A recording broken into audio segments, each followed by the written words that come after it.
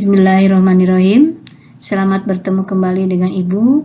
Hari ini Ibu akan menjelaskan mengenai fluida dinamis bagian kedua, yaitu tentang aplikasi asas Bernoulli.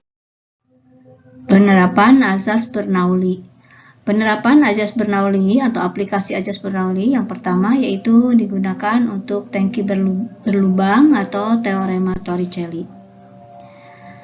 Tangki berlubang atau teorema Torricelli yaitu sebuah tabung berisikan fluida dengan ketinggian permukaan fluida dari dasar adalah H, memiliki lubang kebocoran pada ketinggian H2 dari dasar tabung. Ini gambarnya, jadi ini ada fluida pada suatu tabung di mana mempunyai ketinggiannya H. Nah, tinggi H2 ini yaitu tinggi fluida dari dasar ke lubang kebocoran, kemudian H1 ini tinggi fluida dari permukaan ke lubang kebocoran. Untuk mengetahui kecepatan semburan daripada fluida yang keluar dari lubang ini, kita dapat menghitung dengan menggunakan persamaan V sama dengan akar 2 dikalikan G dikalikan H1. Jadi dikalikan H itu ketinggian yang di atas dari lubang bocoran ke permukaan air, ya. Kemudian untuk mencari jarak semburan atau jarak pancaran itu dapat menggunakan persamaan X sama dengan 2 dikali akar H1 dikalikan H2. Dan untuk menentukan debitnya kita dapat menggunakan persamaan Q sama dengan A dikali 2 dikali G dikalikan H. Nah, keterangannya Q itu sama dengan aliran debit, satuannya meter kubik per sekon, kemudian V sama dengan kecepatan semburan, satuannya meter per sekon, kemudian X sama dengan jarak pancaran, satuannya meter, H1 yaitu tinggi air di atas lubang, satuannya meter, dan G itu percepatan gravitasi, satuannya meter per sekon kuadrat, sedangkan A itu sama dengan luas penapang lubang bocoran, satuannya meter kuadrat. Kita lanjutkan ke contoh soal 1. Sebuah tangki berisi air setinggi 1,25 meter. Pada tangki terdapat lubang kebocoran 45 cm dari dasar tangki. Berapa kecepatan dan jauh tempat jatuhnya air diukur dari tangki, di mana G sama dengan 10 meter per sekon kuadrat. Penyelesaiannya kita lihat dulu gambarnya di sini. Ini tinggi air H sama dengan 1,25 meter, kemudian tinggi air dari permukaan ke lubang yang bocor itu H1, dan tinggi air dari dasar tangki ke lubang yang bocor yaitu H2 sama dengan 45 cm. Pembahasannya kita lihat dulu diketahuinya. H-nya sama dengan 1,25 meter, H2-nya sama dengan 45 cm, dirubah ke meter menjadi 0,45 meter. Yang ditanyakannya V dan X. Untuk menghitung kecepatan air dari lubang bocor, kita dapat menggunakan persamaan V sama dengan akar 2 dikalikan G dikalikan H dikurangi H2.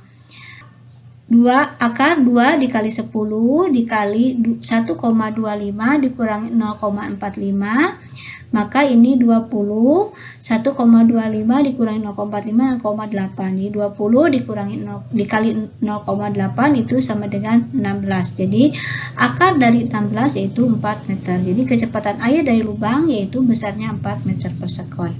Kita lanjutkan berikutnya yaitu untuk mencari jaraknya. Kita dapat menggunakan persamaan X sama dengan 2 akar H1 dikalikan H2. Jadi H1 dengan yang ini H2 ya. Sama dengan 2 akar. Nah, H1-nya diperoleh dari 1,25 dikurangi 0,45. Jadi 0,8. H2-nya 0,45. Sama dengan 2 akar 0,8 dikali 0,45 yaitu 0,36. 2 dikali akar 0,36 yaitu 0,6. Jadi 2 dikali 0,6 sama dengan 1,2 meter. Jadi kecepatannya yaitu 4 meter per sekon dan jaraknya yaitu 1,2 meter. Kita lanjutkan ke contoh soal 2. Sebuah tabung berisi zat cair sampai penuh. Pada dinding tabung terdapat 2 lubang kecil pada ketinggian seperti terlihat pada gambar, sehingga zat cair memancar keluar dari lubang dengan jarak horizontal X1 dan X2. Berapakah perbandingan X1 dan X2? Sebelum ke pembahasan, kita lihat dulu gambarnya. Di sini tinggi airnya itu penuh 100 cm. Kemudian di sini ada lubang yang bocor. Yang pertama yaitu lubang H1 20 cm dari permukaan ke lubang 1. Kemudian di sini ada lubang yang kedua yaitu tingginya 50 cm dari dasar bejana. Nah, sekarang yang menjadi pertanyaan yaitu X1 berbanding X2. Pembahasannya kita lihat diketahuinya yaitu tinggi keseluruhan air yaitu 100 cm, kemudian lubang 1 itu H1 sama dengan 20 cm dan lubang 2 H2-nya 50 cm. Yang ditanyakan yaitu X1 berbanding X2. Kita jawab soal ini dengan menggunakan persamaan X1 berbanding X2, di mana untuk mencari X itu persamaannya sama dengan 2 akar H1 dikali H dikurangi H1 dibagi 2 akar H2 H dikurangi H2. Maka 2 akar H1-nya 20, H-nya 100 dikurangi 20 berbanding 2 akar 50 dikali 100 dikurangi 50. Maka H1 berbanding H2 sama dengan 2 akar. Ini dikalikan ya, 20 dikali 80 jadi 1600 berbanding 2, ini 50 dikali 50 2500.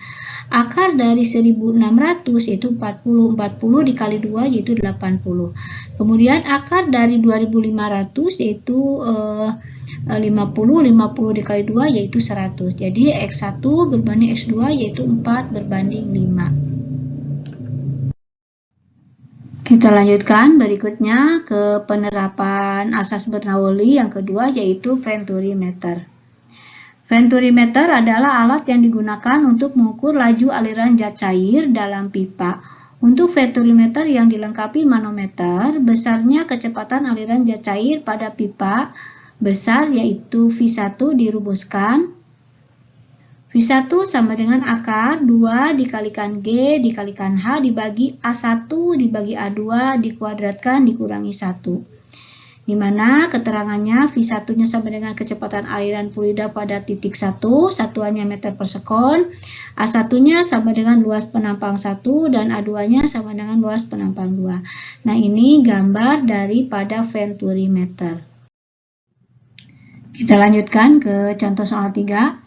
Sebuah venturimeter memiliki luas penampang besar 10 cm persegi dan luas penampang kecil 5 cm persegi. Digunakan untuk mengukur kecepatan aliran air. Jika perbedaan ketinggian permukaan air 15 cm, hitunglah aliran air penampang besar dan penampang kecil.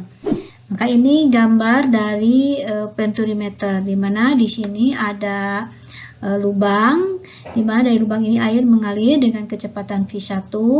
Kemudian ini masuk ke lubang 2 di mana memiliki kecepatannya yaitu V2. Nah, perbedaan ketinggiannya yaitu 15 cm.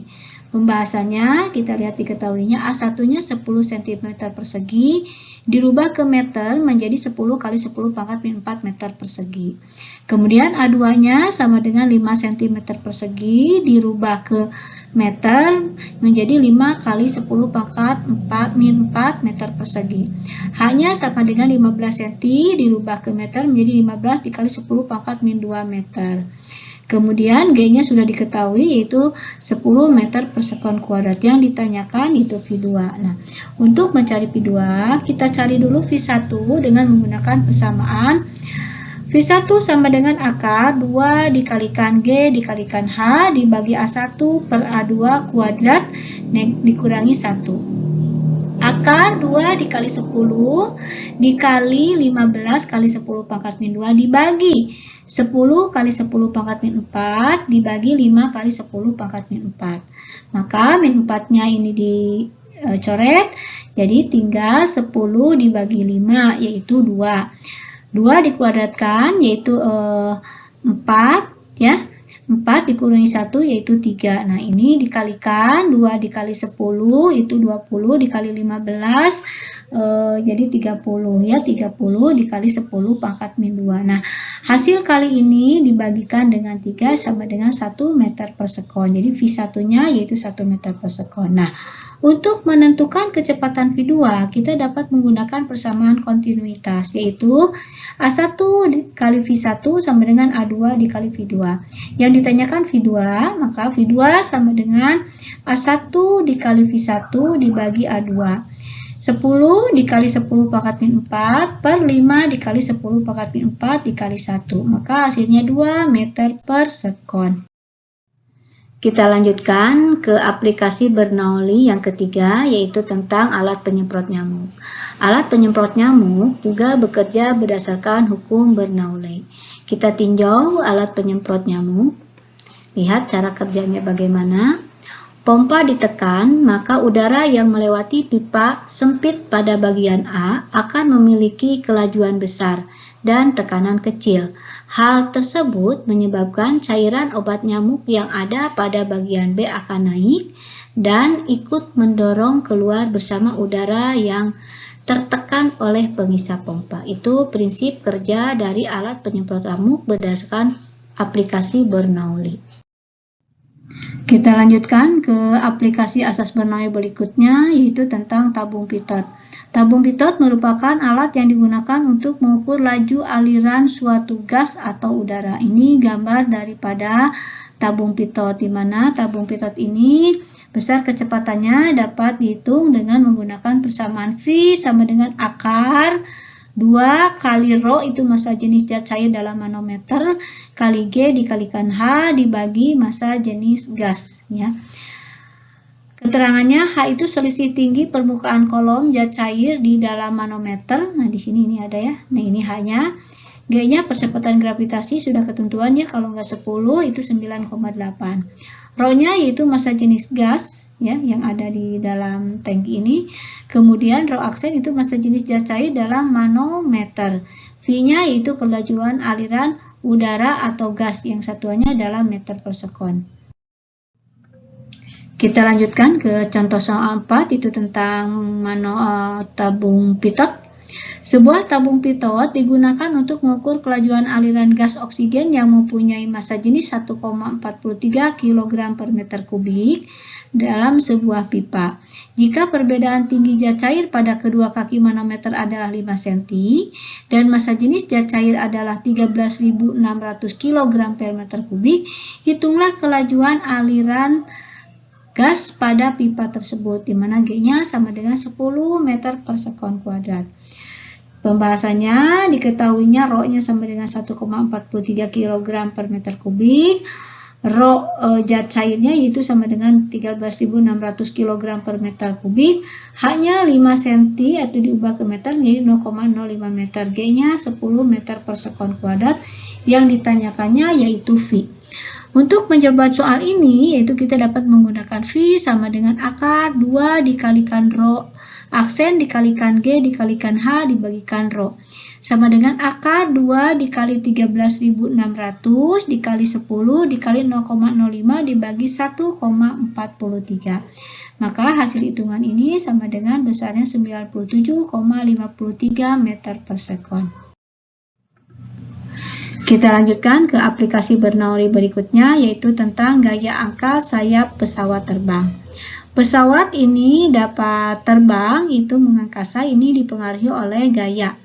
Ada gaya angkat, yaitu gaya angkat ini yaitu berpengaruh terhadap bentuk pesawat. Kemudian ada gaya berat itu berpengaruh terhadap gravitasi bumi. Kemudian ada drag, itu gaya hambat, itu gaya gesekan antara badan pesawat dengan udara. Dan yang berikutnya yaitu ada thrust, yaitu gaya gerak yang digerakkan oleh mesin pesawat. Nah, di sini yang menjadi perhatian yaitu kenapa ya bagian depan pesawat ini melengkung ya, melengkung. Nah, kita lihat, nah ini di sini kan tadi ada gaya, ini gaya angkat, itu kita sebut F1, itu sama dengan P1 dikali A. Kemudian ini ada gaya dorong ya, gaya tekan, itu F2, itu sama dengan P2 dikalikan A. Nah, di sini di atas sayap ini ada kecepatan V2 dan di sini ada kecepatan V1. Alasan kenapa ini melengkung? Bentuk sayap pesawat pada bagian depan dirancang melengkung ke atas agar udara dari bawah mengalir berdesakan di bagian atas. Akibatnya laju udara di bagian atas sayap pesawat menjadi meningkat. Sesuai hukum Bernoulli, laju udara yang meningkat akan membuat tekanan udara menjadi kecil. Sedangkan pada bagian bawah sayap pesawat, kelajuan udara lebih rendah karena udara tidak berdesakan dan tekanan udaranya lebih besar. Adanya perbedaan tekanan antara bagian atas dan bawah sayap pesawat membuat sayap pesawat didorong ke atas. Nah, gaya angkat sayap pesawat dilanjutkan akan mengangkat badan pesawat sehingga pesawat dapat terbang. Ini alasannya kenapa ini bagian depan pesawat itu melengkung. Kita lanjutkan ke cara kerja pesawat ya. Perhatikan gambar di bawah ini. Di sini ada gambar yaitu pesawat yang akan naik ya ke atas, akan naik ke atas. Di mana supaya pesawat ini bisa naik, maka di sini syaratnya V2 ini yang di atas ini harus lebih besar daripada V1. Dan tekanan yang di bawah ini harus lebih besar dari V2. Nah, sekarang bagaimana kalau pesawat ini akan turun?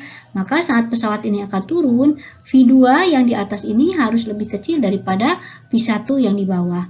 Dan V2 yang di atas ini, P2 yang di atas ini, itu harus lebih besar daripada P1. Jadi ya, V2 ini kecepatan. Ibu ulangi lagi, saat pesawat ini akan naik, maka kecepatan yang di atas ini harus lebih besar daripada kecepatan yang di bawah. Dan tekanan yang di bawah ini harus lebih besar daripada tekanan yang di atas supaya pesawat ini bisa naik ya.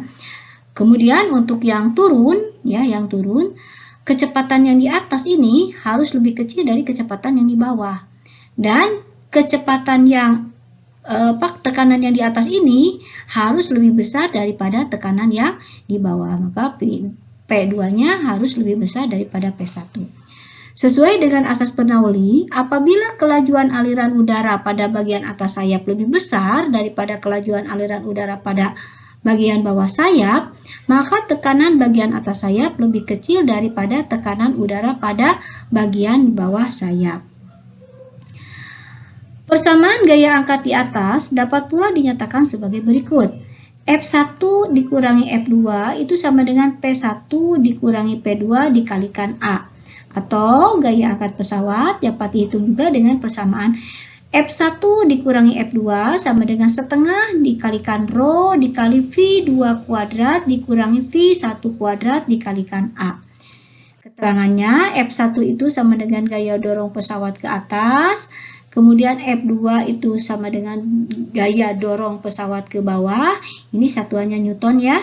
Kemudian F1, F2 itu sama dengan gaya angkat, satuannya Newton. P1 tekanan pada sisi bagian bawah dan P2 yaitu tekanan pada sisi bagian atas. Nah, untuk tekanan satuannya Newton per meter persegi. A itu sama dengan luas penampang sayap, satuannya meter kuadrat, dan V1 kecepatan udara di bawah sayap, meter per sekon, dan V2 sama dengan kecepatan udara di atas sayap, satuannya meter per sekon juga. Massa jenis sama dengan rho itu sama dengan massa jenis udara, satuannya kilogram per meter kubik. Kita lanjutkan ke contoh soal 5. Sebuah pesawat dilengkapi dengan 2 buah sayap masing-masing seluas 40 meter persegi. Jika kelajuan aliran udara di atas sayap adalah 250 meter per sekon dan kelajuan udara di bawah sayap adalah 200 meter per sekon, tentukan gaya angkat pada pesawat tersebut. Anggap kerapatan udara adalah 1,2 kg per meter kubik. Pembahasannya, gaya angkat pada sayap pesawat itu kita lihat diketahui A-nya sama dengan 2 dikali 40. Jadi ini yang 40 ini baru sebelahnya pesawat ya, maka harus dikalikan 2. A-nya sama dengan 2 dikali 40 yaitu 80 meter persegi. Kemudian kecepatan di bagian atas 250 meter per sekon dan kecepatan di bagian bawah yaitu 200 meter per sekon. Rho-nya yaitu massa jenis udara sama dengan 1,2 kg per meter kubik. Yang ditanyakannya yaitu F. Kita gunakan persamaan F sama dengan setengah dikalikan rho dikali VA kuadrat dikurangi PB kuadrat dikalikan A. F sama dengan setengah dikalikan 1,2 dikali 250 dikuadratkan dikurangi 200 dikuadratkan dikali 80 ya. Maka ini dikalikan jadi 0,6, ini dikuadratkan, kemudian ini juga dikuadratkan, dikurangkan, maka hasilnya 22.500 dikali 80. Jadi hasilnya sama dengan 1.080.000 Newton, atau disederhanakan menjadi 1080 kilo Newton. Gaya angkatnya itu besarnya yaitu 1080 kilo Newton. Kita lanjutkan ke contoh soal 6. Gaya angkat yang terjadi pada sebuah pesawat diketahui sebesar 1.100 kN. Pesawat tersebut memiliki luas penampang sayap sebesar 80 meter persegi. Jika kecepatan aliran udara di bawah sayap adalah 250 meter per sekon dan massa jenis udara luar adalah 1,2 kg per meter kubik, tentukan kecepatan aliran udara di bagian atas sayap pesawat. Pembahasannya kita lihat diketahuinya luasnya ini kan dikalikan 2 ya, jadi 160 meter persegi. Kecepatan di bawahnya 250, massa jenisnya 1,2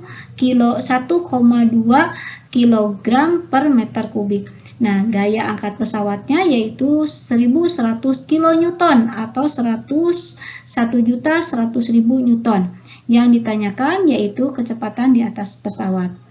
Kita gunakan persamaan F sama dengan setengah rho VA kuadrat dikurangi VB kuadrat dikalikan A. Nah, ini masukkan ya, besarnya sama dengan setengah dikali 1,2, ini yang ditanyakan, dikurangi 250 dikuadratkan, A-nya 160. Maka ini yang ini ke sini ya, dijadi pembagi, nah ini dikalikan 0,6. Jadi VA kuadrat dikurangi ini dikuadratkan 62.500, kemudian ini dibagi menjadi 6.875 dikalikan 0,6. VA kuadrat dikurangi 62.500. Nah, ini dibagikan ke sini ya, dikalikan ke sini, dikalikan silang. Jadi 6.875 dibagi 0,8 sama dengan VA kuadrat dikurangi 62.500. Maka ini pindah ruas ya. Ini dibagikan 6.875 dibagi 0,6 jadi 11.458. Yang ini pindah ruas jadi positif, jadi 62.500 sama dengan VA kuadrat. Ini dijumlahkan ya, dijumlahkan menjadi 73.958. Nah, VA-nya itu jadi akar 73.958.000. Maka akar dari 73.958 itu sama dengan 275 meter per sekon. Kita lanjutkan ke contoh soal 7. Sayap pesawat terbang dirancang agar memiliki gaya ke atas maksimal, seperti gambar. Jika V adalah kecepatan aliran udara dan P adalah tekanan udara, maka sesuai asas berdahulu rancangan tersebut dibuat agar, nah, kita lihat di sini ya, patokannya dia akan naik ke atas. Tadi kata Ibu sudah jelaskan, jika pesawat ini akan naik ke atas, maka tekanan yang di bawah ini harus besar. Kalau tekanan besar berarti kecepatannya kecil. Nah, tekanan di sini, karena tekanan di sini besar, maka tekanan di sini kecil. Nah, kalau tekanan di sini kecil, maka ini kecepatannya besar. Maka di sini supaya dia bisa naik ke atas, maka ini PB itu harus lebih besar dan PA-nya harus lebih kecil. Kemudian PB ini kecepatan harus lebih kecil dan VA-nya harus lebih besar. Nah, jadi supaya dia bisa naik ke atas, maka jawaban di sini adalah B. Jadi PA-nya di sini ini besar, ya. Kalau ini besar berarti PB-nya, kalau PA di sini besar, maka PA yang ini itu kecil. Maka yang PB kali ini kecil berarti PB di sini, tekanan di sini besar. Maka jawabannya untuk soal ini yaitu B. Demikian penjelasan dari Ibu mengenai fluida dinamis bagian kedua, yaitu tentang aplikasi dari asas Bernoulli. Sampai ketemu minggu depan. Assalamualaikum warahmatullahi wabarakatuh.